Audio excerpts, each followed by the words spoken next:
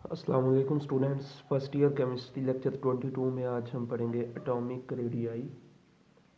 Atomic radii, इसको आप atomic radius का नेम भी दे सकते हो। मैथमेटिक्स में आपने रेडियस पढ़ा होगा कि रेडियस किसे कहते हो, आप पहले वो समझ लेते हैं। रेडियस या रेडियाई हम किसे कहते हैं? अगर ये हमारे पास कोई भी सर्कल है, ये उस सर्कल का सेंटर होगा। रेडियस किसे कहते हो? सर्कल के सेंटर से लेके सर्कल के किसी भी पॉइंट तक का फासला क्या कहलाता है? रेडियस कहलाता है। अब इसी रेडियस को हम ले आते हैं एटम की तरफ। एटम की शेप भी राउंड शेप होती है, स्फेरिकल शेप होती है। सेंटर में न्यूक्लियस होता है, बाहर शेल्स होते हैं। ठीक है, अब ये शेल कौन सा है? आउटर मोस्ट शेल, बैरूनी शेल। तो फिर एटॉमिक रेडियस एटम के लिए क्या हुआ कि किसी भी एटम के न्यूक्लियस से लेके उसके आखिरी शेल तक का फासला क्या कहलाएगा? एटॉमिक रेडियाई कहलाएगा। तो डेफिनेशन क्या होगी इसकी? The average distance between nucleus and outer most shell of an atom, कि किसी भी एटम के न्यूक्लियस से लेके उसके आखिरी शेल तक का फासला क्या कहलाता है? एटॉमिक रेडियाई कहलाता है। तो इसकी एग्जाम्पल, क्लोरीन का जो एटॉमिक रेडियाई है वो 99 पिकोमीटर है। हाइड्रोजन का जो एटॉमिक रेडियाई है वो 37.7 पिकोमीटर है। ठीक है, ये इसकी एग्जाम्पल होगी एटॉमिक रेडियाई की। एटॉमिक रेडियाई को हम ज़्यादातर मेजर करते हैं पिकोमीटर में। और मेजर कैसे करते हैं? It is measured by X-ray diffraction और स्पेक्ट्रोस्कोपिक टेक्निक्स। हम एक्सरे डाइफ्रैक्शन, याद है जब हमने पहला चैप्टर पढ़ा था तो एटम को हमने किसकी मदद से देखा था? एक्सरे स्टडी के बाद, एक्सरे स्टडी से देखा था। तो एविडेंस ऑफ एटम जहां पे आपने पढ़ा था। ठीक है, तो यहां पे भी हम जब एटम का रेडियस मेजर करते हैं तो या तो हम एक्सरे डाइफ्रैक्शन टेक्निक यूज करते हैं या स्पेक्ट्रोस्कोपिक टेक्निक जो है ये यूज करते हैं। टेक्निक्स को यूज करते हुए हम एटम का जो रेडियस है वो फाइंड आउट कर लेते हैं।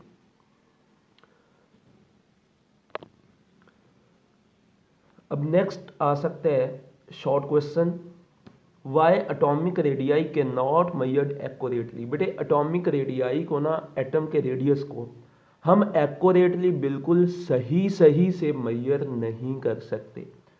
उसमें चेंजिंग आ जाएगी, थोड़ी सी चेंजिंग होगी, बिल्कुल एक्यूरेटली मेजर नहीं कर सकते। उसकी तीन रीजंस हैं कि हम एटम के रेडियस को, मतलब यहाँ से लेके यहाँ तक के फासले को बिल्कुल एक्यूरेटली मेजर नहीं कर सकते। क्यों नहीं कर सकते? इसकी रीजन क्या है? इसकी रीजन, पहले reason, there is no sharp boundary of an atom. ये वैलेंस शेल बेसिकली क्या है? यहाँ पे इलेक्ट्रॉन्स पाए जाते हैं, तो हमने बेसिकली मेजर करना होता है न्यूक्लियस से लेके आखिरी शेल के जो इलेक्ट्रॉन्स हैं वहां तक का फासला। अब there is no sharp boundary of an atom. Atom की कोई शार्प बाउंड्री नहीं है, कोई फिक्स बाउंड्री नहीं है, क्योंकि ये इलेक्ट्रॉन्स जो हैं ये रोटेट होते रहते हैं। हो सकता है जब हमने यहाँ पे इसकी पोजीशन जो है फाइंड आउट की, इसकी पोजीशन चेंज हो गई हो, ये मूव कर गया हो किसी और पोजीशन पे, चूंकि ये रोटेट हो रहा है, इसका मतलब फिर एटम की एग्जैक्ट बाउंड्री नहीं है। दूसरा, दी प्रोबेबिलिटी, दी प्रोबेबिलिटी। प्रोबेबिलिटी का मतलब है chance, chance. The probability of finding electron, कि इलेक्ट्रॉन के पाए जाने का चांस, कि हमने फासला कहां पे मेजर करना था? न्यूक्लियस से लेके वैलेंस इलेक्ट्रॉन तक का फासला। The probability of finding electron is affected by neighbouring atoms. कहता जो नाइबरिंग एटम्स हैं उनके होने से इलेक्ट्रॉन्स के पाए जाने का चांस इफेक्ट हो सकता है। कैसे? HCl पढ़ा है आपने, हाइड्रोक्लोरिक एसिड। आपको पता है क्लोरीन की इलेक्ट्रॉन एक्टिविटी ज्यादा है, हाइड्रोजन की इलेक्ट्रॉन एक्टिविटी कम है। क्लोरीन क्या करेगा? हाइड्रोजन के इलेक्ट्रॉन को थोड़ा सा अपनी तरफ खींच लेगा। इसका मतलब अगर इसने इस इलेक्ट्रॉन को, क्लोरीन ने थोड़ा सा अपनी तरफ खींचा तो साइज इसका क्या हो गया? इफेक्ट हो गया। तो हम फिर एटम का साइज एक्यूरेटली मेजर नहीं कर सकते। दूसरी रीजन ये होगी। तीसरी और last reason, atomic radius change from compound to compound, के एटम का रेडियस ना कंपाउंड टू कंपाउंड चेंज होता है। फॉर एग्जांपल हमने हाइड्रोजन का रेडियस फाइंड आउट करना था। अब हाइड्रोजन जो है वो बॉन्ड बनाया हुआ है इसने क्लोरीन के साथ, तो क्लोरीन क्या करती है? इलेक्ट्रॉन को खींचती है, इलेक्ट्रॉन को, हाइड्रोजन के इलेक्ट्रॉन को अपनी तरफ खींचती है। एक ये हो गया। दूसरा हम एग्जाम्पल ले लेते हैं H2 की। H2 की एग्जाम्पल ले लेते हैं। अब यहाँ पे हाइड्रोजन का अगर आपने रेडियस फाइंड आउट करना है तो हाइड्रोजन के इलेक्ट्रॉन को जितना ये हाइड्रोजन खींच रहा है उतना ये खींच रहा है, मतलब दोनों सेम है। एक बॉन्ड में 2 इलेक्ट्रॉन्स होते हैं, ये म्यूचुअल शेयरिंग से बॉन्ड बना है। जितना इलेक्ट्रॉन को ये हाइड्रोजन खींचेगी उतना ये खींचेगी। इसका मतलब यहाँ पे बेसिकली हाइड्रोजन का इलेक्ट्रॉन जहाँ पे था वहीं पे रहेगा, लेकिन यहाँ पे क्या हुआ, क्लोरीन ने इलेक्ट्रॉन को अपनी तरफ खींच लिया। ठीक है, तो फिर हम कह सकते हैं कि एक ही एटम का हमने रेडियस फाइंड आउट किया था हाइड्रोजन का, तो atomic radius change from compound to compound, कि एटॉमिक रेडियस जो है वो कंपाउंड टू कंपाउंड क्या होता है, चेंज होता है। जी स्टूडेंट्स, नेक्स्ट हम बात करेंगे atomic radius in group and atomic radius in period. कि ग्रुप में पीरियोडिक टेबल में 2 चीज़ें होती हैं, एक ग्रुप होता है, एक पीरियड्स होते हैं। जो टॉप टू बॉटम एलिमेंट्स की जो टॉप टू बॉटम है ग्रुप, वो ग्रुप कहलाते हैं। जो लेफ्ट टू राइट एलिमेंट की अरेंजमेंट है वो पीरियड कहलाते हैं। ठीक है जी। अब एटॉमिक रेडियस हम देखते हैं ग्रुप में, कि ग्रुप में जब हम टॉप टू बॉटम आए, ऊपर से नीचे आए, क्या एटॉमिक रेडियस बढ़ेगा या कम होगा। चलें हम एक एग्जांपल लेते हैं।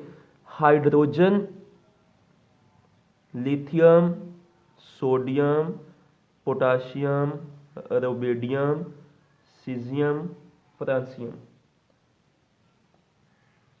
ये हमने पीरियोडिक टेबल का पहला ग्रुप लिख लिया। पीरियोडिक टेबल का अगर आप पहला ग्रुप देखो ना तो वो ये है, hydrogen, lithium, sodium, potassium, rubidium, caesium, francium. अब हमने ये देखना है कि अगर आप ग्रुप में टॉप टू बॉटम मूव करें, ऊपर से नीचे आए, तो क्या एटॉमिक रेडियस बढ़ेगा या एटॉमिक रेडियस कम होगा। तो हम देखते हैं। हाइड्रोजन का एटॉमिक नंबर 1, लिथियम का 3, सोडियम का 11, पोटाशियम का 19, आगे चलता जाएगा। ठीक है, तो हम सिर्फ इन्हीं को लेके ना, मैं यहाँ पे कुछ स्ट्रक्चर ड्रा करता हूँ हाइड्रोजन के लिए। हाइड्रोजन एटॉमिक नंबर 1, न्यूक्लियस, पहला शेल, 1 इलेक्ट्रॉन। उसके बाद लिथियम का स्ट्रक्चर बनाते हैं। लिथियम एटॉमिक नंबर 3, न्यूक्लियस, पहले शेल में 2, दूसरे में 3 पूरे करने, दूसरे में कितने आएंगे, 1। सोडियम के लिए स्ट्रक्चर बनाते हैं। सोडियम 11, न्यूक्लियस, पहले शेल में 2 इलेक्ट्रॉन, दूसरे में 8, 10 हो गए, तीसरे में 1 आ जाएगा, 11 हो गए। अब देखें, पहली चीज आपने जो गौर करनी है वो ये है कि जब हम टॉप टू बॉटम मूव करते हैं, हाइड्रोजन का स्ट्रक्चर आपने देखा, लिथियम का देखा, सोडियम का देखा, एक चीज बढ़ रही है, नंबर ऑफ शेल बढ़ रहे हैं। नंबर ऑफ शेल, इसमें 1 शेल था, इसमें 2 शेल हो गए, इसमें 3 शेल हो गए। जब आप टॉप टू बॉटम मूव करते हो तो नंबर ऑफ शेल बढ़ रहे हैं। तो अगर नंबर ऑफ शेल बढ़ रहे हैं तो डेफिनेटली रेडियस भी क्या होगा, बढ़ेगा। यहाँ पे रेडियस कम, यहाँ पे रेडियस बढ़ गया, यहाँ पे रेडियस और बढ़ गया। तो पहली चीज जो हम लिखेंगे कि जब हम टॉप टू बॉटम ग्रुप में ऊपर से नीचे मूव करते हैं, साइज इज इंक्रीज, साइज बढ़ता है। इसकी 2 रीजन हम बताएंगे कि साइज क्यों बढ़ता है। पहली रीजन हमने बता दी कि टॉप टू बॉटम मूव करें तो शेल बढ़ते हैं, number of shell is increase, number of shell is increase. पहली चीज ये हो गई कि शेल बढ़ते हैं, तो एक रीजन हमने ये बता दी कि नंबर ऑफ शेल इंक्रीज होते हैं जिसकी वजह से साइज बढ़ता है, एटॉमिक रेडियस बढ़ता है। दूसरी रीजन क्या है, दूसरी reason very important, shielding effect. अब देखें, ये क्या है, इलेक्ट्रॉन्स, ये 8 इलेक्ट्रॉन्स ही है ना, ये क्या है, ये भी इलेक्ट्रॉन्स हैं। अब ये दोनों इलेक्ट्रॉन्स क्या करेंगे, ये है इनर शेल इलेक्ट्रॉन, यानी कि जो दरमियानी शेल के इलेक्ट्रॉन है, ये है वैलेंस शेल इलेक्ट्रॉन। तो इन दोनों के ऊपर नेगेटिव चार्ज है, नेगेटिव नेगेटिव एक दूसरे को क्या करते हैं, रिपेल करते हैं। जब ये एक दूसरे को रिपेल करेंगे तो क्या होगा, जब ये एक दूसरे को रिपेल करेंगे तो ये जो शेल है ये थोड़ा सा ऊपर मूव कर जाएगा इन इलेक्ट्रॉन की रिपल्जन की वजह से। इस इफेक्ट को आप कहते हैं शील्डिंग इफेक्ट या स्क्रीनिंग इफेक्ट। दोबारा समझ लें कि ये जो इनर शेल के इलेक्ट्रॉन है, जो दरमियानी शेल के इलेक्ट्रॉन है, ये बैरूनी शेल के इलेक्ट्रॉन को रिपेल करते हैं, जिसकी वजह से साइज बढ़ जाता है। इस इफेक्ट को आप कहते हो शील्डिंग इफेक्ट, शील्डिंग इफेक्ट, या आप इसे स्क्रीनिंग इफेक्ट का नेम दे सकते हो। तो जब हम ग्रुप में टॉप टू बॉटम मूव करते हैं, शेल बढ़ते हैं, जिसकी वजह से रेडियस बढ़ता है, साइज बढ़ता है। दूसरी वजह हमने ये बताई कि जब टॉप टू बॉटम मूव करते हैं शील्डिंग इफेक्ट बढ़ता है। शील्डिंग इफेक्ट बढ़ेगा तो रिपल्जन बढ़ेगी, रिपल्जन बढ़ेगी तो रेडियस डेफिनेटली ज्यादा होगा, रेडियस बढ़ेगा। तो ये एटॉमिक रेडियाई हो गया ग्रुप में। अब एटॉमिक रेडियाई की बात कर लेते हैं पीरियड में। बेटे पीरियड में पहला पीरियड लिखते हैं। पहला पीरियड सिर्फ दो ही एलिमेंट पर मुश्तमिल है, एक आपके पास हाइड्रोजन है, दूसरा आपके पास हीलियम है। ये पहला पीरियड है, एक हाइड्रोजन एक हीलियम। हाइड्रोजन का एटॉमिक नंबर 1, हीलियम का एटॉमिक नंबर 2। इसका न्यूक्लियस पहले शेल में 1 इलेक्ट्रॉन, ये आ गया। हीलियम के लिए ये न्यूक्लियस पहले शेल में 2 इलेक्ट्रॉन, ये आ गया। पहले शेल में 2 ही होते हैं। अब ये पहला पीरियड है। जब हम पीरियड में लेफ्ट टू राइट मूव करते हैं, आप देख रहे हो कि क्या यहाँ पे साइज बढ़ा? नहीं। यहां पे चूंकि नंबर ऑफ शेल नहीं बढ़े, नंबर ऑफ शेल उतने ही है। इसमें भी एक ही शेल है, इसमें भी एक ही शेल है, इसका मतलब शेल तो नहीं बढ़े। अगर शेल नहीं बढ़े इसका मतलब साइज नहीं बढ़ेगा। अब ये देखते हैं कि क्या साइज कम होगा, ये देख लेते हैं। इसमें न्यूक्लियस के अंदर कितने प्रोटॉन है? 1 प्रोटॉन है, 1 पॉजिटिव चार्ज। इसमें न्यूक्लियस के अंदर कितने प्रोटॉन है? 2 प्रोटॉन है। मतलब इस पे पॉजिटिव चार्ज ज्यादा होगा, इस पे पॉजिटिव चार्ज कम होगा। तो इसका मतलब ये हुआ कि जब हम लेफ्ट टू राइट मूव करते हैं, नंबर ऑफ शेल तो नहीं बढ़ते, लेकिन न्यूक्लियर चार्ज बढ़ रहा है, क्योंकि इस पे 1 पॉजिटिव चार्ज, इस पे 2 पॉजिटिव चार्ज। अगर न्यूक्लियर चार्ज बढ़ेगा, न्यूक्लियस पे चार्ज बढ़ेगा, तो क्या होगा कि न्यूक्लियस मजबूती से इलेक्ट्रॉन्स को अपनी तरफ खींचेगा, जिसकी वजह से साइज क्या हो जाएगा? कम हो जाएगा, रेडियस कम हो जाएगा। तो जब हम लेफ्ट टू राइट पीरियड में मूव करते हैं, लेफ्ट टू राइट मूव करते हैं, तो क्या होता है? न्यूक्लियर चार्ज बढ़ते हैं, nuclear charge is increase, nuclear charge is increase, nuclear charge बढ़ जाता है। जब न्यूक्लियर चार्ज बढ़ेगा तो न्यूक्लियस और मजबूती से इलेक्ट्रॉन को अपनी तरफ खींचेगा, जिसकी वजह से साइज क्या हो जाएगा? कम हो जाएगा, रेडियस कम हो जाएगा। So radius is decrease. तो ये पीरियोडिक ट्रेंड हो गए एटॉमिक रेडियाई के। ग्रुप में टॉप टू बॉटम मूव करेंगे तो शेल बढ़ते हैं, शील्डिंग इफेक्ट बढ़ता है, जिसकी वजह से साइज बढ़ जाता है, रेडियस बढ़ जाता है। पीरियड में लेफ्ट टू राइट मूव करते हैं तो कोई शेल नहीं बढ़ता, ठीक है, बल्कि न्यूक्लियर चार्ज बढ़ता है, जिसकी वजह से फोर्स ऑफ अट्रैक्शन बढ़ जाती है। न्यूक्लियस और मजबूती से इलेक्ट्रॉन को अपनी तरफ खींचता है, जिसकी वजह से रेडियस या साइज क्या हो जाता है? कम हो जाता है। स्टूडेंट्स नेक्स्ट हमारे पास है आयनिक रेडियाई। आयनिक रेडियाई किसे कहते हैं? जिस तरह हमने एटॉमिक रेडियाई यानी कि एटॉमिक रेडियस के बारे में बात की थी कि एटम का रेडियस, आयनिक रेडियाई क्या है? कि आयन का रेडियस। और आयन का रेडियस हम कैसे फाइंड आउट कर सकते हैं? जब आयन स्फेरिकल फॉर्म में हम कंसीडर करें, राउंड शेप में कंसीडर करें, ताकि सेंटर से वैलेंस शेल तक का फासला हम आसानी से मेजर कर सकें। तो आयनिक रेडियाई क्या डेफिनेशन होगी? The radius of an ion, कि किसी भी आयन का radius when it is considered to be spherical, जब इसे राउंड शेप में तस्वर किया जाए, स्फेरिकल कंसीडर किया जाए, उसे हम नेम देते हैं आयनिक रेडियाई। यानी कि किसी भी आयन का रेडियस, किसी भी आयन के न्यूक्लियस से लेके उसके आखिरी शेल तक का फासला क्या कहलाएगा? Ionic radii. For example ion हमारे पास कैसे बनते हैं? आयन बनता है या तो इलेक्ट्रॉन दे के या इलेक्ट्रॉन लेके। अगर कोई एटम इलेक्ट्रॉन लूज करता है तो पॉजिटिव आयन बनता है, अगर कोई एटम इलेक्ट्रॉन हासिल करता है, गेन करता है, तो नेगेटिव आयन बनते हैं। इसका मतलब आयन भी 2 तरह के होते हैं, एक पॉजिटिव आयन, एक नेगेटिव आयन। पॉजिटिव आयन को कैटाइन कहते हैं, नेगेटिव आयन को एनाइन कहते हैं। तो इसका मतलब अगर आयन 2 तरह के होते हैं तो आयनिक रेडियाई भी 2 तरह के होंगे। एक होगा कैटाइनिक रेडियाई यानी कि पॉजिटिव आयन का रेडियस, एक होगा an ionic radii, negative ion का रेडियस, ठीक है। तो दोनों की एग्जांपल ही मैंने लिखी है। Positive ion for example Na+, जब सोडियम 1 इलेक्ट्रॉन लूज करते हैं तो उस पर पॉजिटिव चार्ज आ जाते हैं, उसका रेडियस कितने? 95 पिकोमीटर। के पॉजिटिव, पोटाशियम जब इलेक्ट्रॉन लूज करता है तो उस पर पॉजिटिव चार्ज आता है, उसका रेडियस कितने? 133 पिकोमीटर। ये कैटाइनिक रेडियस है, ठीक है। जब कोई एटम इलेक्ट्रॉन गेन करता है तो नेगेटिव चार्ज आता है, फॉर एग्जांपल Cl नेगेटिव। तो इसके ऊपर नेगेटिव चार्ज आया, इसका जो एटॉमिक रेडियस है, सॉरी जो आयनिक रेडियाई है, आप उसे एन आयनिक रेडियाई भी कह सकते हो, ठीक है। और वो कितना है 181 पिकोमीटर। नेक्स्ट कुछ बात कर लेते हैं क्रिस्टल लैटिस की। बेटे क्रिस्टलाइन सॉलिड ज्यादातर आयनिक कंपाउंड्स होते हैं, क्रिस्टलाइन सॉलिड ज्यादातर आयनिक कंपाउंड्स होते हैं जो आयन से बनते हैं। हम यहां पे ना एक एग्जांपल लेते हैं पोटाशियम क्लोराइड की। आप सोडियम क्लोराइड की भी ले सकते हो, हमने पोटाशियम क्लोराइड की ले ली कि पोटाशियम, ये जो पॉजिटिव आयन है, जब ये क्लोराइड आयन नेगेटिव आयन से मिलेगा, जो कंपाउंड बनेगा वो होगा आयनिक कंपाउंड, ठीक है।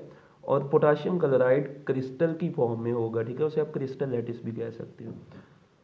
तो अब फॉर एग्जांपल के प्लस और Cl नेगेटिव आयन, के प्लस पॉजिटिव आयन, इसका रेडियस कम है, इसको मैंने ये स्मॉल सर्कल से शो किया है।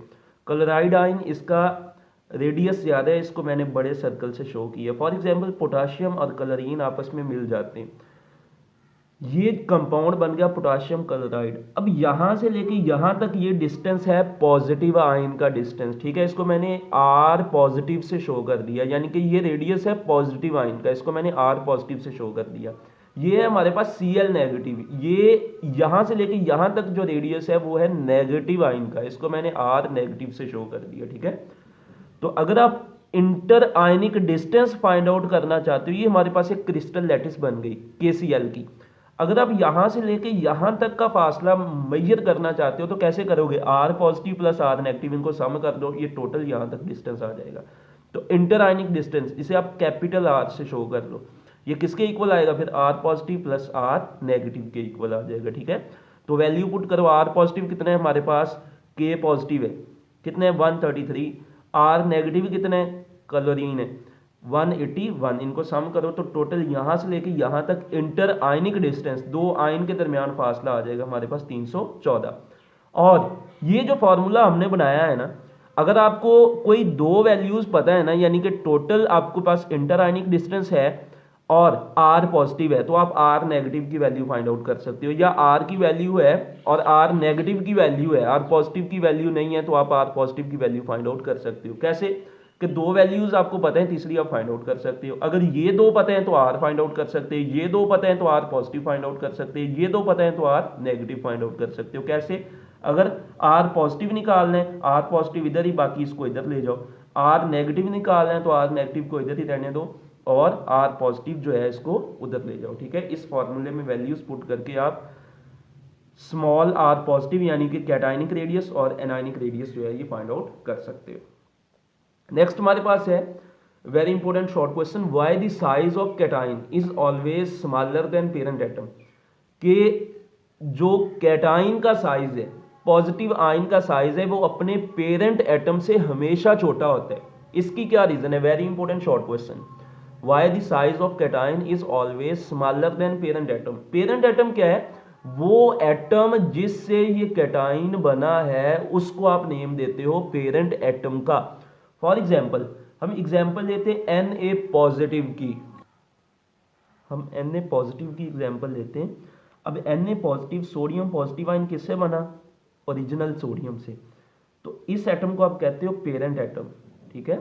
तो उसने क्वेश्चन किया है कि कैटाइन, ये जो पॉजिटिव आयन है, इसका साइज हमेशा छोटा होगा पेरेंट एटम से, कि जिस एटम से ये बना होगा। अब एग्जाम्पल लेते हैं सोडियम 11 इसका एटॉमिक नंबर है, इसमें 11 ही इलेक्ट्रॉन होंगे, 11 ही प्रोटॉन होंगे, जितने इलेक्ट्रॉन होते हैं उतने ही प्रोटॉन होते हैं, ठीक है। प्रोटॉन न्यूक्लियस में होते हैं, इलेक्ट्रॉन बाहर रिवॉल्व करते हैं। अब पॉजिटिव आयन कैसे बनेगा, कैटाइन कैसे बनेगा, जब ये एक इलेक्ट्रॉन लूज करेगा, तो जब ये इलेक्ट्रॉन लूज करता है तो इस पर चार्ज आ जाता है पॉजिटिव चार्ज। जी, पॉजिटिव चार्ज कैसे आया कि इसने इलेक्ट्रॉन लूज किया, जब इलेक्ट्रॉन लूज किया, प्रोटॉन 11 के 11 ही हैं, इलेक्ट्रॉन कम हो गए हैं, इसका मतलब अगर इलेक्ट्रॉन कम हो गए हैं, प्रोटॉन ज्यादा है, इसका मतलब नेगेटिव चार्ज कम हो गया है, न्यूक्लियस पे पॉजिटिव चार्ज बढ़ गया है। तो अगर न्यूक्लियस पे चार्ज बढ़ा है तो न्यूक्लियस और मजबूती से फिर इलेक्ट्रॉन को अपनी तरफ खींचेगा, जिसकी वजह से कैटाइन का साइज इसकी निस्बत क्या हो जाएगा, छोटा हो जाएगा, ठीक है। तो आप कह सकते हो when an atom loose electron the cation is formed, जब कोई भी एटम इलेक्ट्रॉन लूज करता है कैटाइन बन जाता है। After lose of electron, electron के लूज करने से the electron proton ratio change, electron proton की रेशो जो है वो क्या हो जाती है, चेंज हो जाती है। 9, जब इलेक्ट्रॉन प्रोटॉन की रेशो चेंज होगी, इलेक्ट्रॉन कम हो जाएंगे, प्रोटॉन बढ़ जाएंगे, कब, जब कैटाइन बनेगा। 9 the number of proton increase, so nuclear charge is decrease, nuclear charge क्या हो जाएगा, sorry nuclear charge is increase, nuclear charge बढ़ जाएगा। जब न्यूक्लियर चार्ज बढ़ेगा तो सो कैटाइनिक रेडियस डिक्रीज, के कैटाइन का रेडियस जो है वो क्या हो जाएगा, कम हो जाएगा, क्योंकि अब न्यूक्लियस और मजबूती से इलेक्ट्रॉन को अपनी तरफ खींचेगा और कैटाइनिक रेडियस क्या हो जाएगा, कम हो जाएगा। जी नेक्स्ट हमारे पास जो क्वेश्चन है, why the size of anion is always greater than parent atom, कि एनाइन का साइज मतलब नेगेटिव आयन का साइज पेरेंट एटम से हमेशा ज़्यादा होता है। पेरेंट एटम क्या है कि वो नेगेटिव आयन जिस एटम से बना है वो पेरेंट एटम है। अब फॉर एग्जांपल Cl नेगेटिव, ये एनाइन है, ये किससे बना, Cl से। Cl क्या है, ओरिजिनल जो क्लोरीन का एटम है, ये पेरेंट एटम है। अब इसमें टोटल 17 इलेक्ट्रॉन्स होते हैं, 17 प्रोटॉन 17 ही इलेक्ट्रॉन, ठीक है। तो जब ये एक इलेक्ट्रॉन गेन करेगा नेगेटिव चार्ज में कन्वर्ट हो जाएगा, जब ये नेगेटिव चार्ज में कन्वर्ट होगा तो इसका मतलब इसके ऊपर इलेक्ट्रॉन्स जो हैं वो ज़्यादा हो जाएंगे, इलेक्ट्रॉन्स बढ़ जाएंगे। इसमें नेगेटिव चार्ज में कैसे कन्वर्ट होगा, इलेक्ट्रॉन हासिल करके। जब ये एक इलेक्ट्रॉन हासिल करेगा तो इसके वैलेंस शेल में 8 इलेक्ट्रॉन हो जाएंगे, ठीक है, और ये नेगेटिव आयन में कन्वर्ट हो जाएगा। अब क्वेश्चन है कि ये जो नेगेटिव आयन बने हैं इसका साइज इसकी निस्बत ज़्यादा है। अब देखते हैं कैसे ज़्यादा है। इसमें टोटल कितने इलेक्ट्रॉन थे, 17, प्रोटॉन भी 17, इसमें इलेक्ट्रॉन कितने हो गए, 18, प्रोटॉन 17 के 17 ही हैं। इसका मतलब इसमें न्यूक्लियर चार्ज कम हो गया, इलेक्ट्रॉन बढ़ गए हैं, न्यूक्लियर चार्ज क्या हो गया है, कम हो गया है। तो अगर न्यूक्लियर चार्ज कम होगा तो इसका मतलब न्यूक्लियस अब इसे मजबूती से नहीं खींचेगा, ठीक है, जिसकी वजह से अट्रैक्शन कम हो जाएगी और साइज बढ़ जाएगा, ठीक है। तो यही आप आंसर यहाँ पे लिखोगे, बस थोड़ी सी चेंजिंग करोगे। क्या चेंजिंग करनी है, मैं यहाँ पे आंसर नहीं लिखा मैंने, इसी में से जो चेंजिंग करनी है वो आपको बता देता हूँ। When an atom gain electron, lose की जगह गेन कर दोगे, when an atom gain electron then anion is formed, तो एनाइन बनेगा। आफ्टर गेन ऑफ इलेक्ट्रॉन, जहां जहां पे लूज है वहां वहां पे गेन कर दो, जहां पे कैटाइन है वहां पे एनाइन कर दो। After gain of electron, electron हासिल करने के बाद the electron proton ratio change, electron proton ratio change हो जाएगी। अब क्या होगा, no the number of proton decrease, proton कम हो गए, प्रोटॉन 17 के 17 ही है, इलेक्ट्रॉन 18 हो गए, number of proton decrease, so nuclear charge decrease, nuclear charge भी क्या हो जाएगा, कम हो जाएगा।